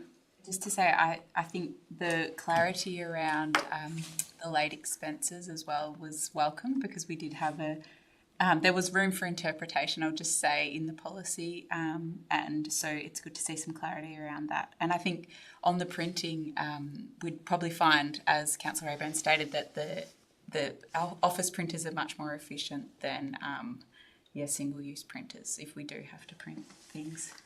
So I welcome this policy. Thank you, Councillor Haysbert. Councillor Rayburn, did you wish to speak to the motion? Yes, just one thing that's being noted in this new policy is the remote area travel allowance. That has been something the state has put into looking after the rural councils, and which we're part of. So that is something that all councillors are entitled to if they travel and the shortest distance of 50 kilometres or more. They are entitled to claim that $50. Thank you, Councillor Rayburn. Would any councillor like to speak against the motion? Yes, I certainly will. Certainly. I think that this is a bit of a crazy policy, one that seeks to save money and creates more work. And I'm sure I've heard complaints from the office in past history about the cost of printing documents for councillors. Seems strange to me now that they want us to come in and collect the items off the Shire printer. I'm sure my printer is a very up-to-date and very expensive little machine, and won't go redundant for the next 10 years, and is an efficient user of paper. I certainly don't welcome the chance of having more visits to the Shire office. Enough's enough. I'd like to be able to do a little bit of work at home and not be lashed to the office desk up there. Please, councillors, this deserves a second look, and I would suggest that it's something we could talk to our officers a little bit more about than we have at this particular stage. It's come out of the audit committee. It's a recommendation. I respect that, but I can't see that it's going to save any money. And I know for a fact it's going to cause big grief. So I'm going to vote against it. Thank you, Councillor Weatherald. Would anyone like to speak to the motion? Speak against. Sure, I'll just see if there's anyone else who wishes to speak for the motion. No? Okay. Councillor Dickinson, you wish to speak against the motion? I think it's a very tight-fisted attitude. I put in the past 12 months one claim for a printer cartridge that cost about $30. My printer is fine. So now I don't do it on my printer because I can't get reimbursed for a cartridge. So I get in my car and I drive down to the Visitor Information Centre and I get it done there, and then I claim for the mileage. Really, where's the economics here? And this just hasn't been thought out, in my opinion. Thank you, Councillor Dickinson. I normally don't speak to motions, but I just wish to remind everyone that councillors have had the opportunity to review the policy. It was presented as it is stated, as it exists now in our draft agenda over a week ago, and there was an opportunity to identify these changes, and I haven't heard of any prior dissent. I think we were tied up with a couple of other items that were considered a little bit more of interest to us. I know I should have done something about this, but I didn't. Yes, well, we've had adequate time to to review I it. asked for a bit more time. Councillor Weatherald, so we are presented with all the documents 10 days out for draft review of them, and it is our responsibility to do that and to raise these concerns in our draft agenda review, which took place last Tuesday. So just remind all councillors of that. With respect, I introduced the policy at that meeting and was unaware of the changes at that time. So I informed councillors of the change in the remote area allowance, but I wasn't aware of some of those other changes because I wasn't at the Audit and Risk Committee meeting on the Friday. Thank you. Governance Advisor Carruthers. Okay, councillors, did you wish to speak to the motion? I do. I'm not sure when you want me to. I want to speak against the motion. You can speak against the motion now. Now? Thank you. I'm persuaded by the arguments and discussions here tonight that there is an issue there with the printing. It's not something that leapt out when we looked at it on Tuesday, so I apologise to the Mayor if she thinks that we didn't do our due diligence on that day. I didn't realise that this was going to be an issue, nor did I think about it. We did ask for policies when they were presented to have track changes in them so that it was easy to pick up.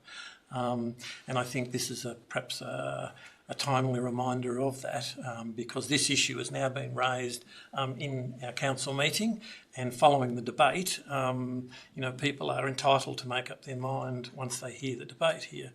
I'm certainly persuaded that there is an argument here that we ought to be making it easier, or as easy as possible, for councillors to have access to the information.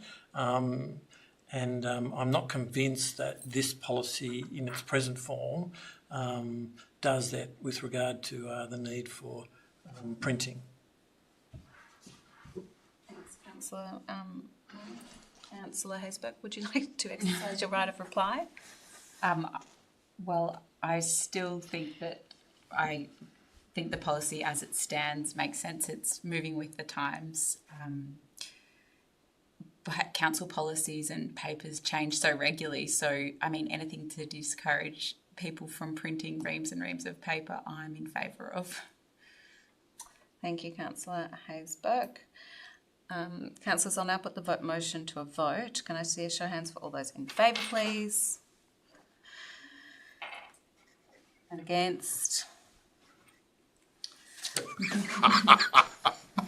No worries, Tom. In view of the situation, Madam Mayor, would it be a compromise to let it lay on the table for a month and come back?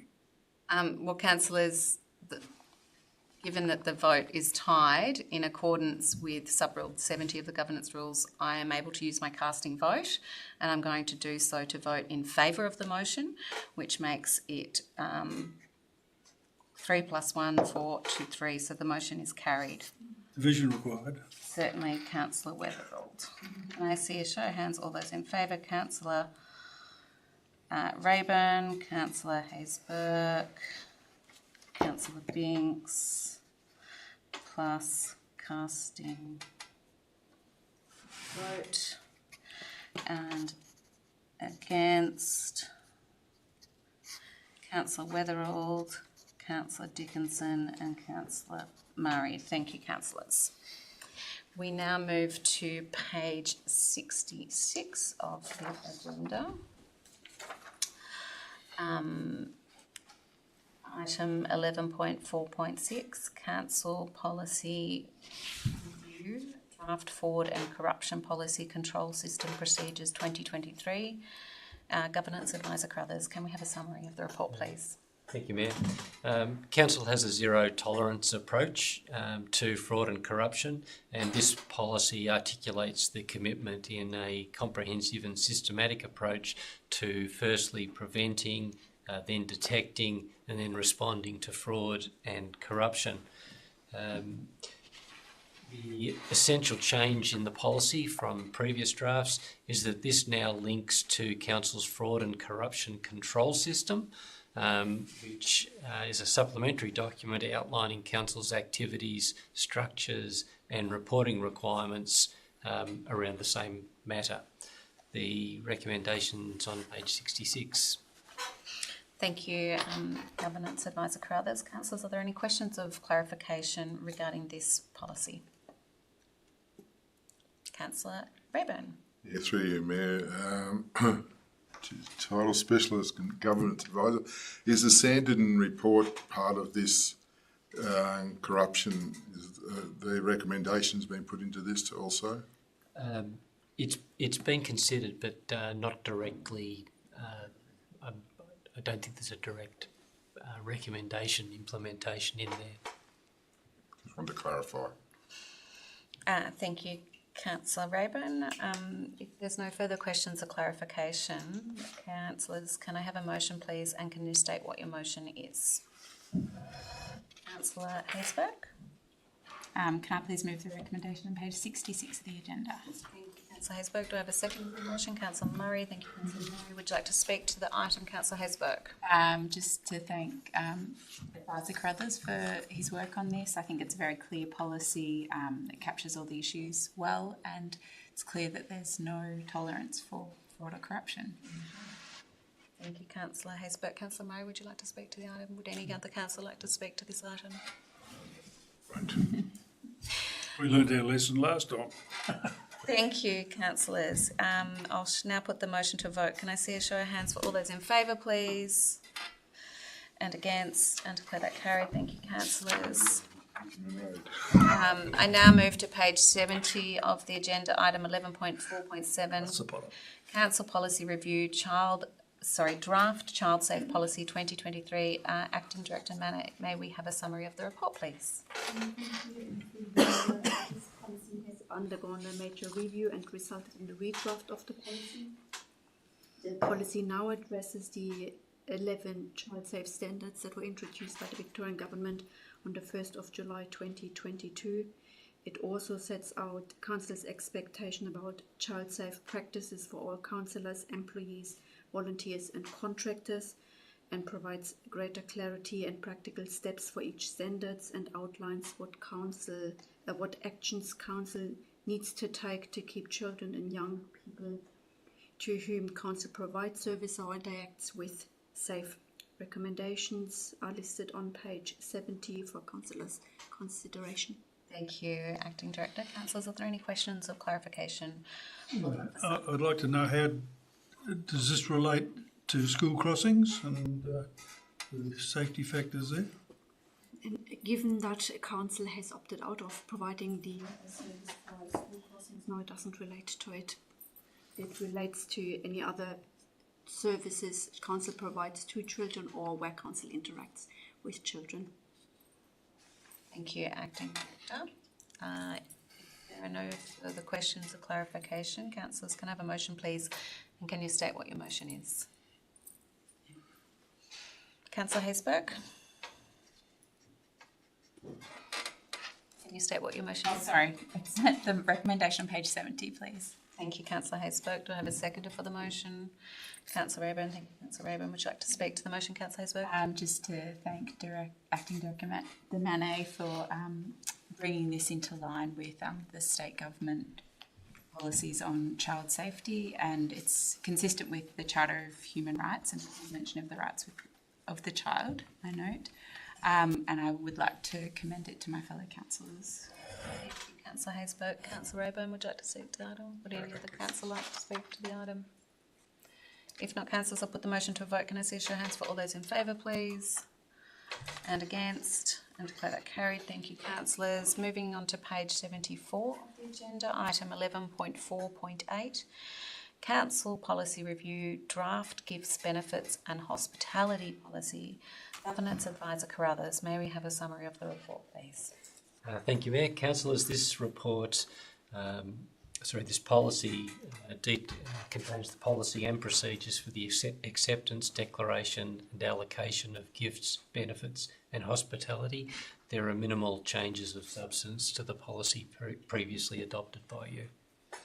Thank you, Governance Advisor Carruthers. Are there any questions or clarification of the officer regarding this item, councillors? Yes, Councillor Dickinson. Thank you, Mayor. Just on the recommendation, point 2, it says in Council's weekly newspaper column, there are 2 newspapers, one is weekly and one is fortnightly, that we publish in. I just wondered whether the wording should be changed there. Certainly we can, have you got a suggestion that would meet your requirements as it's your area, Executive Manager Favaloro? Perhaps we just, it's easier just to say in council's advertising, newspaper advertising, because that covers both local papers that we do. Thank you. Okay, so we'll just, all right. Just for further clarification on that topic, all the policy we've just passed, all that same comment. Okay, so we will make an amendment that we talk to the... In the future we will. In the future? Well, yeah. We do, yes, we note that does include both publications. But we'll make the change in this one. So would you like to move the recommendation, Councillor Dickinson, with the proposed changes? Sure. And, what page is it? Page 74. Okay, I'll move it. The recommendation on page 74. Yeah. With the deletion of the With the deletion. With the deletion of the... Sorry. Yeah, the words changed. The weekly bit. With the appropriate changes to... With the deletion of the word weekly. We'll just leave it to the council's newspaper columns. Thank you. Correct. Thank you, Councillor Dickinson. Do I have a seconder? Councillor Rayburn. Thank you, Councillor Rayburn. Would you like to speak to the policy, Councillor Dickinson? No. Councillor Rayburn. Any other councillor like to speak to the policy? If not, councillors, I'll put the motion to a vote. Can I see a show of hands for all those in favour, please? Against, and declare that carried. Thank you, councillors. Moving on to page 77 of the agenda, item 11.4.9, Council Policy Review, Investment and Cash Management Policy 2023. Governance Advisor Carruthers, can we have a summary of the report, please? Thank you, Mayor. Councillors, this is the renewal of the Investment and Cash Management Policy. The policy governs factors such as the rate of return, the risk profile, compliance with legislation and other obligations. And the only minor change is to add the Treasury Corporation of Victoria as an investment body that we can use for short-term investment. The Audit and Risk Committee has considered this in detail and recommends it to you. Thank you, Governance Advisor Crothers. Are there any questions or clarification regarding this item in our agenda? If not, councillors, can I have a motion, please, and can you state what your motion is? Councillor Murray. Thank you, Mayor. Can I move a motion which incorporates a recommendation as listed on page 77 of our agenda? Thank you, Councillor Murray. Do I have a seconder for the motion? Can we do those changes? And Incorporating, sorry, with the amendment of the exclusion of the word weekly. certainly, Councillor Murray. Deletion of the word weekly. Do I have a seconder? Yes. Councillor Weatherall. Thank you, Councillor Weatherall. Would you like to speak to the item, Councillor Murray? No, thank you. No, thank you. Any other councillor like to speak to the item? If not, councillors, I'll put the motion to a vote. Can I get a show of hands for all those in favour, please? And against, and declare that carried. Thank you, councillors. Moving on to page 81 of the agenda, item 11.4.10, S11, Instrument and Appointment of Authorisation Update. Governance Advisor Crothers. May we have a summary of the report? Thank you, Mayor. Councillors, this Section 11 instrument gives specified officers the ability to enforce legislation and is essential to ensuring any enforcement action is undertaken on behalf of council in a legal and robust manner. It also appoints officers to key roles and positions, including the Municipal Building Surveyor, the Municipal Emergency Management Officer, and appointment of the Council Conduct Officer. Recommendation is on page 81. Thank you, Governance Advisor Carruthers. Councillors, are there any questions of clarification regarding this item? Just one clarification, if I throw it. Certainly, Councillor.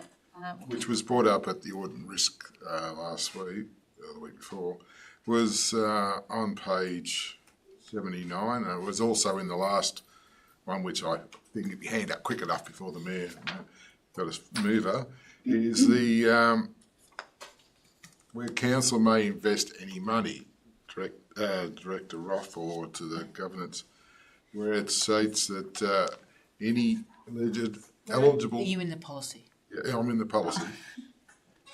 On the deposit of eligible money to a market dealer within the meaning of the Corporation Act. There was something that was brought up in the... Okay, sorry, you're going backwards. You're confusing me. Yeah. Can I just get clarification so the community can understand what that actually means? Strike it out. It's actually in the Act, but I just want the clarification of it. So the community understands what a corporation, we can put in money in, it's all guaranteed by government, but then it says the Corporation Act. I'd have to get advice on your questions. Take that on notice. I'll take it on notice. Great, thank you. Okay, now we're back to questions of clarification around the instrument and appointment of authorisation. Sorry. Gosh, I'll wait around for someone to move a motion and then you jump in and go backwards. No, I don't. All right. Questions of clarification on item 11.4.10? Yes. No, if not... If not, councillors, can I have a motion, please? Can you state what your motion is? Councillor Murray. Thank you, Mayor. Can I move the a motion which incorporates a recommendation that's listed on page 81 of our agenda? Thank you, Councillor Murray. I have a seconder for that, Councillor Hesberg. Thank you, Councillor Hesberg. Would you like to speak to this, Councillor Murray? No, I just think it's important that we dot the I's and cross the T's, and we make the adjustments as staff change and people move and so on. I think it's pretty straightforward, really.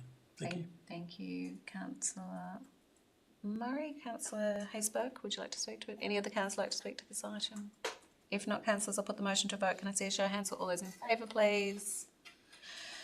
And against, and declare that carried. Thank you, councillors. Moving on to page 84 of the agenda, item 11.4.11, Strathbogie Shire Council Audit and Risk Committee confirmed minutes of ordinary meeting held on the 8th of September 2023. Governance Advisor Carruthers, may we have a summary of the report, please? Thank you, Mayor. The report details that the meeting took place and the minutes, the items that were considered are listed. Recommendations at the bottom of page 84. Thank you, Governance Advisor Carruthers. You're not a councillor, that's us. Councillors, are there any questions or clarification regarding this item? If not, can I have a motion, please, and can you state what your motion is? I'll move the motion Thank you, Councillor on Weatherall. page 64. 84. 84, oh well, so I say it's no good. Thank you, Councillor Weatherall. Do I have a seconder for the motion? Councillor Rayburn. Thank you, Councillor Rayburn. Would you like to speak to the item, Councillor Weatherall? Thank you. Councillor Rayburn. As the audit and risk representative for the council, I'd just like to say that we had our first internal auditor arrive on that day to talk to us about their new role. I think it's 11 years since we've changed auditors. So this is their new, and then one of their prime areas they're going to look at is risk management and really understand what our risks are. All risks, not just financial, but all risks of the Shire for us to really understand how we're going to go forward and what's the major risks that we do have. Is it staffing? Is it infrastructure? Is it other issues? So it's going to be a very comprehensive thing, which... Busy people, aren't they? Oh, and these meetings, I have to say, and this will probably be my last audit and risk because we go to our statutory meeting at the next month.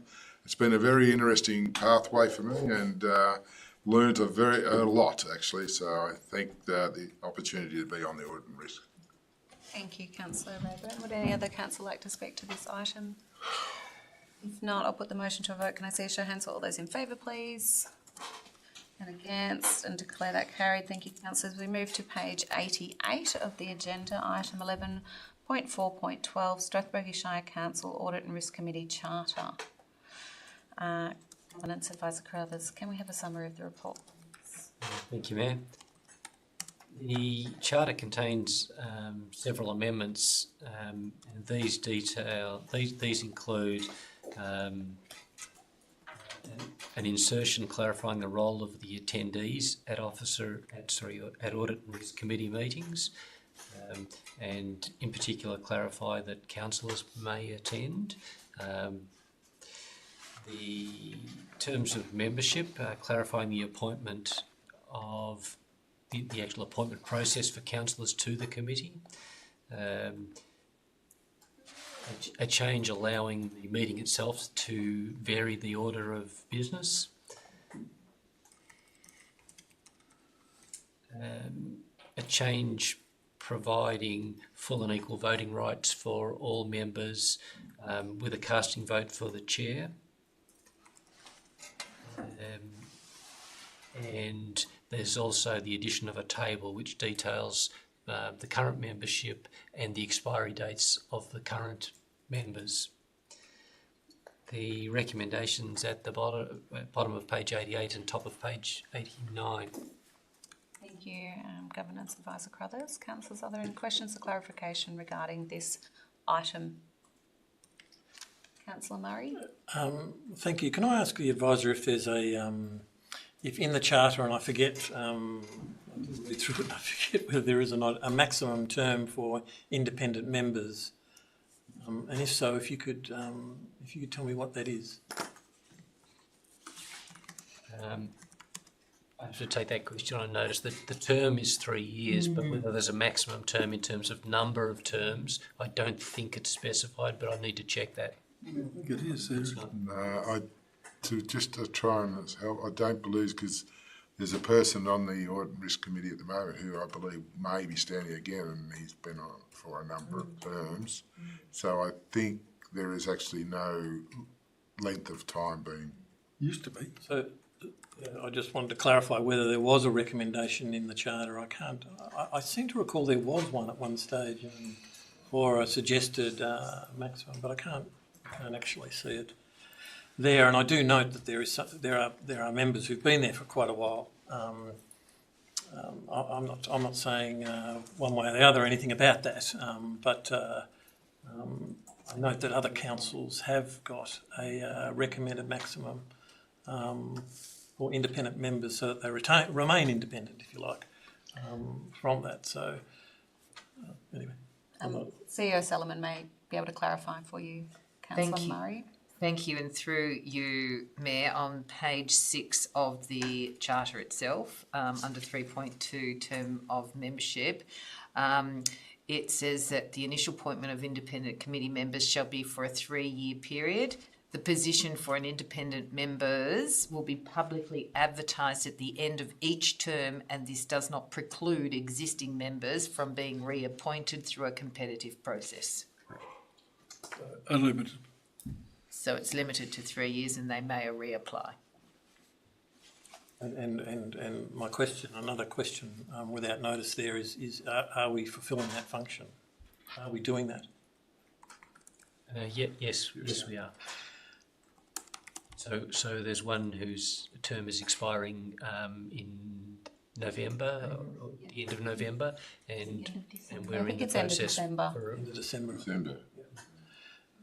One other matter I wanted to ask about is there's a reference in 3.1 about other committee attendees. I notice it says the mayor of the council or chief executive officer of council and other council officers may attend committee meetings.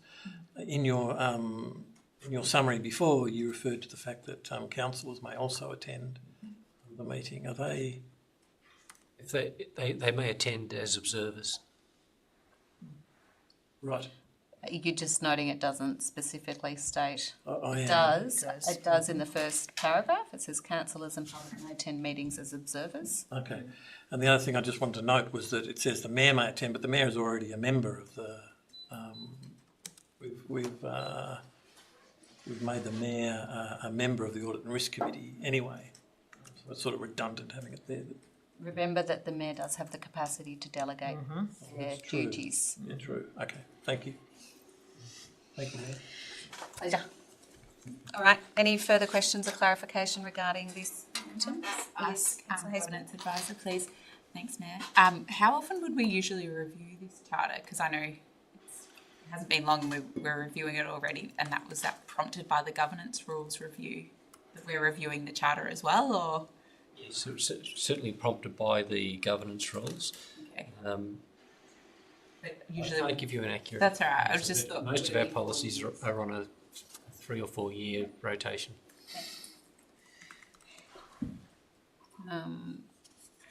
Okay, if there are no further questions or clarification, councillors, can I have a motion, please? And can you state what your motion is? Councillor Murray.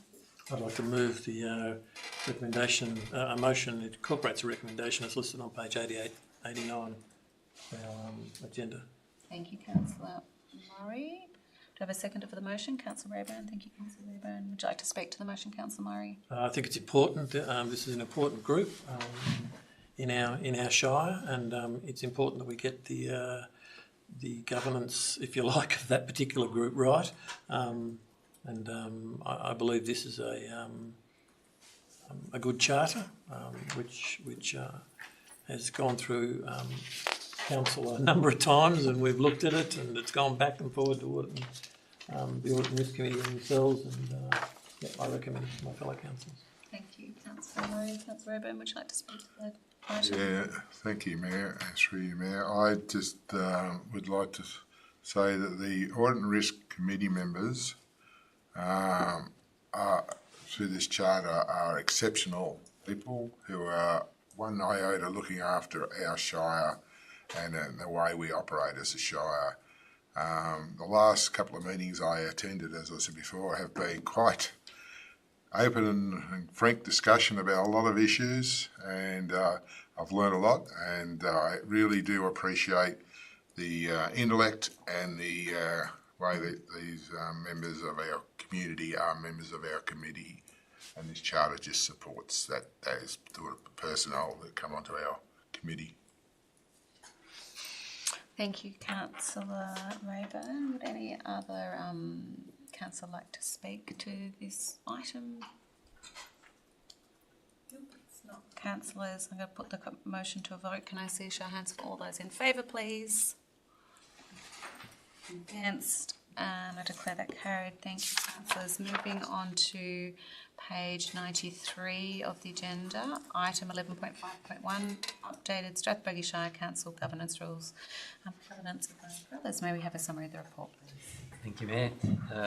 Councillors, as you're aware, the governance rules are a requirement of the Local Government Act, and they contain 4 sections: council meeting procedures, procedures for the election of mayor and deputy mayor, and chair of delegated committees and community asset committees, council's election or caretaker period policy, and the processes for councillors, committee members and staff to declare conflicts of interest. Thank you for participating in 4 workshops to develop these rules. The key proposed changes are the revision of the conflict of interest rules, where we have included the learnings from IBAC and in particular Operation Sandon. The availability of rules to address serious disruptions of council meetings, changes to standardise extraordinary meeting procedures, and simplification of processes. After our last workshop, Council resolved to send the governance rules out for public consultation. We received 2 submissions during that period, and there's a summary of that information in the later in the report. The key is that we listened to the ratepayers who made those submissions and implemented their suggestions. The recommendation for councillors to adopt is at the bottom of page 93. Thank you, Governance Advisor Carruthers. Councillors, are there any questions of clarification for the officer regarding this item? Councillor Dickinson? Just the same point on point 3 there, the recommendation. If we can change, you can, yeah. Would you like to change it to make it not say weekly? Sure. Okay. Weekly and fortnightly. We'll just delete weekly. Okay. Councillor Murray, did you have a question or clarification? Yes, just a note that point 2 there, retire the council's election caretaker period policy, which I think we're doing as well, is now incorporated into, you might have said it and I might have missed it. It used to be a separate policy, and now it's incorporated as one of those 4 sections in the governance rules. So it's still there, but it's just incorporated. It was actually in the previous set of governance rules as well, but the old policy had slipped through and it remained in force, even though it should have been retired 3 years ago. Thank you. So if there's no further questions or clarification, councillors, can I have a motion, please? And can you state your motion, including the deletion of the word weekly?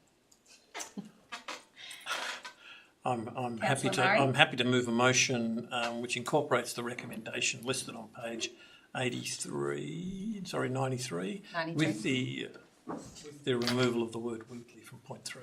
Thank you, Councillor Murray. Do I have a seconder for the motion? Councillor Haysbert. Thank you, Councillor Haysbert. Would you like to speak to the motion, Councillor Murray? No. Councillor Haysbert? I just want to start by saying thanks to the community members who provided their input to the governance rules. It's a big document, so thanks to them for taking the time to read it and give us some feedback. We incorporated both of the recommendations, the first one from Mark Freudenstein regarding an event preventing councillors from being able to continue on council. We've now incorporated that into the policy. And another one from Helen Bullen, thanks to her, and that's regarding extraordinary meetings of council and not allowing public questions. That's right. And I just want to also thank our specialist advisor, Carruthers, for all your work that you've put into this document to ensure that we uphold good governance, and you've really benchmarked with other councils, so it's great to have your experience on this. So thank you. Thank you, Councillor Hesberg. Would any other councillor like to speak to the motion? If not, councillors, I'll put the motion to a vote. Can I see show of hands for all those in favour, please? Against, and declare that carried. Thank you, councillors. Moving on to page 98 of the agenda, item 11.5.2, Strathbogie Shire Council 2022 to 2023 Annual Report. Executive Manager Favalora, may we have a summary of the report, please? Thank you, Mayor. So the annual report provides an account of Council's performance to our community. It details our achievements and also our achievements against the goals of the Council plan, and also provides an update of our financial management during the previous financial year. So it's an opportunity to acknowledge all the great activities that Council has achieved. It's also an opportunity to note the challenges of the October 2022 floods. And of course, that came at a time when we were still recovering from the COVID-19 pandemic. One of the features of this year's report, as it was last year, is that outline of our year-end review and some of the wonderful, I suppose, projects, events and those sorts of things that featured in this year's annual report. The update of our community grants program, our new exhibition space, which is called Art Box, which is obviously a travelling art space. We announced that there was going to be, and is now, a very large magpie sculpture in the Euroa Seven Creeks Park. Couldn't have got better timing for that. Euroa won 4 of the 8 categories in the Keep Australia Beautiful Tidy Towns Awards. We opened a new open space and park area at Rubale Estate. The Longwood community was able to erect their historic water tank thanks to a community grant. And heaps of progress was made on our local emergency action plans, and that's just some of the things that are noted in that report. So, councillors, there's a recommendation on page 98 of tonight's agenda. Thank you, Executive Manager Favalora. Councillors, are there any questions of clarification for the officer regarding this item? Councillor Weatherall? I'd like to know why we note this significant document.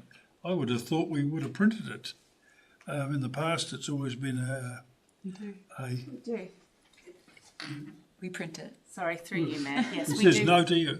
We do print copies of it when it is approved or endorsed by council, and it's also available on our website. I'd like to strike out the word note and replace it with print. Endorse. Indoors. Endorse. Okay, I don't like that word note. It's I've pretty noted. cheap,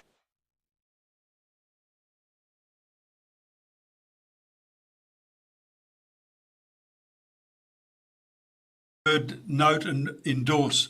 Certainly, Councillor Weatherall. Do I have That's a very good suggestion, Sally. Do I have a seconder to Councillor Weatherall's endorsed report? Councillor Murray. Thank you, Councillor Murray. Would you like to speak to the report, the motion, Councillor Weatherall?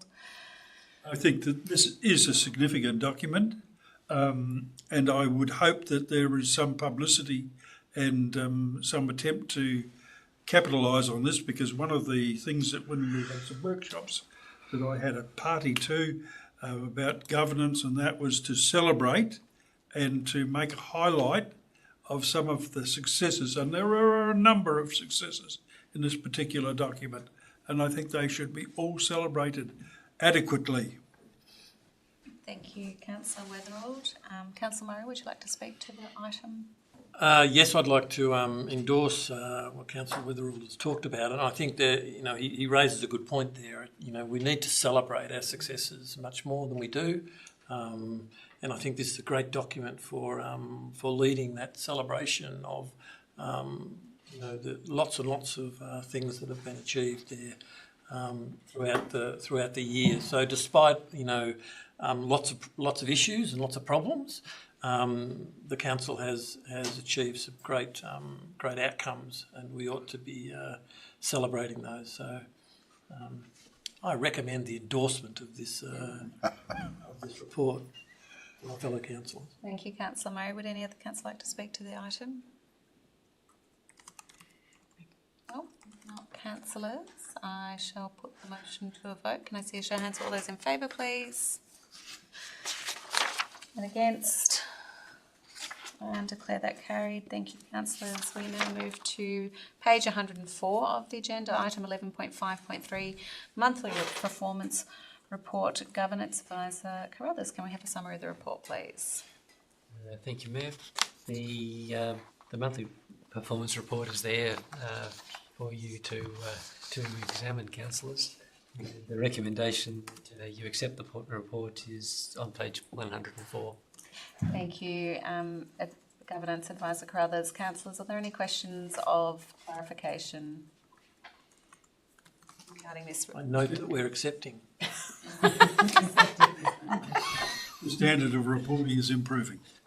Thank you, Councillor Weatherall. Can I get a motion, please? And can you state what your motion is? Councillor Haysbert. Thank you, Councillor Haysbert. I would like to move the motion that the report be accepted. Thank you, Councillor Haysbert. Do I have a seconder? Councillor Rayburn. Thank you, Councillor Rayburn. Would you like to speak to the motion, Councillor Haysbert? Just to say, roads are still clearly a major concern to the community, and just to reassure them that we're working hard to deal with the issues that are to make our roads safe again. Unfortunately, it's largely due to the effects of climate change and unprecedented weather patterns that are having a significant effect on our roads. And so we ask the community to be patient, and this is potentially going to be exacerbated, this issue, in the future. So we're working hard to get more funding for roads. It's something the Mayor always raises when she meets with ministers. It's also, I wanted to note, it's a relief to see that the curbside diversion rate has gone down again. Thanks, Councillor Haysbert. Councillor Rayburn, did you wish to speak to the... No, Councillor Haysbert covered all the aspects of what I was going to talk about. The only thing I will say is the planning applications determined Lake Ngambie $7.5 million worth. Unbelievable. The money's in the town. So, Thank you, Councillor Rayburn. 7.5. If there's no further questions, no further councillors wish to speak to the item, I'll put the motion to a vote. Can I see a show of hands for all those in favour, please? And against? And declare that carried. Thanks, councillors. We now move to item 15 on the agenda. So the Chief Executive Officer has declared that the following item... So, point of clarification, we don't do 12, 13, 14. We don't have, sorry, well, there's no, CEO, do we have any notices of motions, notices of rescission or urgent business? Thank you, and through you, Mayor, you're quite correct. There are no matters in notices of motion, notices of rescission or urgent business for tonight. Okay. So moving to item 15, the Chief Executive Officer has declared the following item: Council's role in waterways management, Goulburn River, from Hughes Creek to Goulburn Weir, including Lake Ngambie, to be confidential in accordance with section 66(2)(a) and part 1 of section 3 definitions of the Local Government Act 2020, a council business information being information that would prejudice the council's position in commercial negotiations if prematurely released. This ground has been applied to this matter as it relates to confidential communications, closure of the meeting to the public to consider matters deemed confidential in accordance with section 66(2)(a) and part 1, section 3 definitions of the Local Government Act 2020.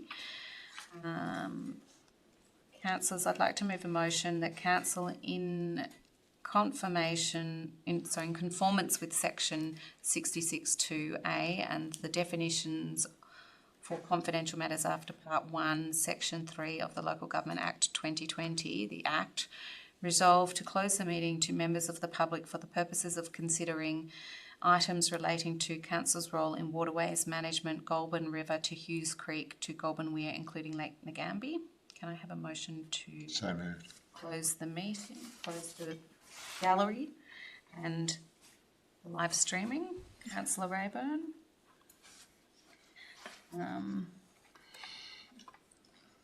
And a seconder, Councillor Murray. And hands all those in favour, please. Do I need to do that? Great. Never done this before. So for and against. That's automatic. Right. Okay. So, Tom, we've got to ask you to leave, unfortunately, for our fabulously confusing in-camera session.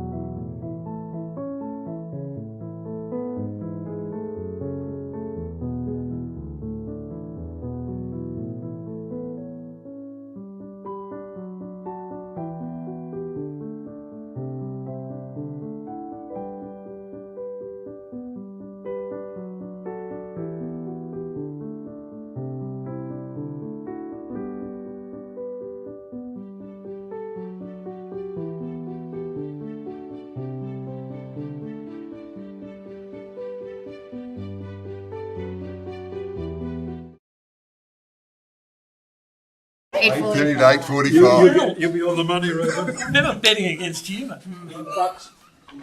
They're all lined up, are they? What have we done with the Sally? They're called Rachel. Yeah, I know. Yeah, thanks.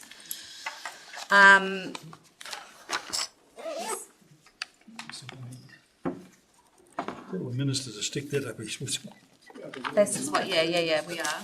We haven't finished the meeting yet, the stream's still on. Down. We haven't finished. Yeah. Like everybody sees. Good? Okay, so we're back.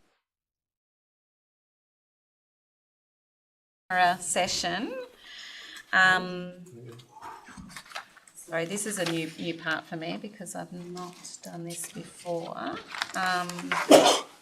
So we are back streaming live. Yes, I'm just working out the recommendation that was made in camera is so I can let the public know that the council ratified the and what I can let you know is that council has determined to provisionally continue the waterways management role in collaboration with external funding partner. A media release and further details regarding this decision will be provided on or after the 31st of October 2023, pending successful negotiations that ensure the delivery of a cost-neutral service model to council and ratepayers.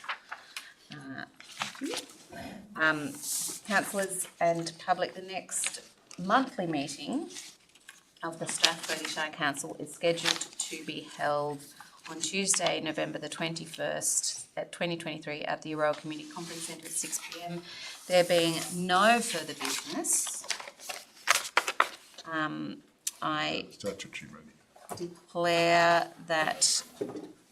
declare that this meeting is closed at 8:41 Yes.